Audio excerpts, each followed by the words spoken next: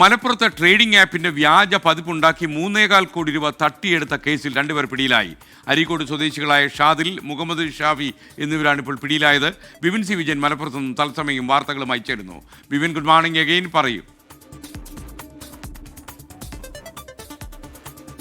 Good morning S K N. ഒരു വലിയ തട്ടിപ്പാണ് ഉണ്ടായിരിക്കുന്നത്. പ്രമുഖ ട്രേഡിംഗ് ആപ്പിന്റെ വ്യാജ പതിപ്പുണ്ടാക്കിയാണ് 3.25 കോടി രൂപ തട്ടിയിരിക്കുന്നത്.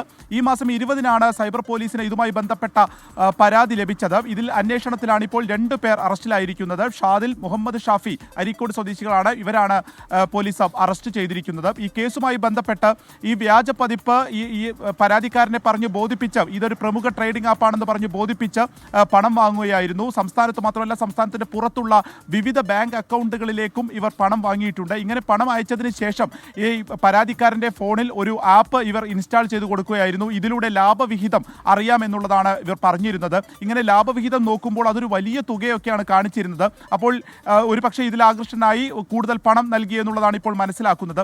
ഇങ്ങനെ ഏകദേശം 3.25 കോടി രൂപ കൊടുത്തതിന് ശേഷം ഈ പണം പിൻവലിക്കുന്നതിന് വേണ്ടി ശ്രമം നടത്തിയപ്പോഴാണ് ടാക്സ് ഇനത്തിൽ ഇനിയും കൂടുതൽ പണം പ്രതികൾ ആവശ്യപ്പെട്ടത്. അതോടുകൂടിയാണ് ഇതൊരു തട്ടിപ്പാണ് എന്ന് മനസ്സിലാക്കുകയും ട്രേഡിംഗ് ആപ്പിന്റെ വ്യാജ പതിപ്പാണെന്ന് മനസ്സിലാക്കുകയും ചെയ്തത്. ഇതോടെയാണ് ഈ പരാതിക്കാരൻ പരാതിയുമായി സൈബർ പോലീസിൽ വരുന്നതും അതിൽ അന്വേഷണം ചെയ്തത്. എന്നാൽ ഈ തുകയുടെ ഒരു ഭാഗം പിൻവലിച്ചത് അരീക്കോട് കൊണ്ടോട്ടി ബാങ്കിൽ നിന്നാണ്, അവിടുത്തെ അക്കൗണ്ടിൽ നിന്നാണെന്ന് മനസ്സിലാക്കുകയും അങ്ങനെയാണ് കൊണ്ടോട്ടി കേന്ദ്രീകരിച്ചുള്ള ഒരു അന്വേഷണം നടത്തുകയും അതിൽ 2 പേർ ഇപ്പോൾ പിടിയിലാവുകയും ചെയ്തിരിക്കുന്നത്. കൂടുതൽ അറസ്റ്റ് ഈ കേസുമായി ബന്ധപ്പെട്ടുണ്ടാകുമെന്നുള്ളതും സൈബർ പോലീസ് വ്യക്തമാക്കുന്നുണ്ട്. S K.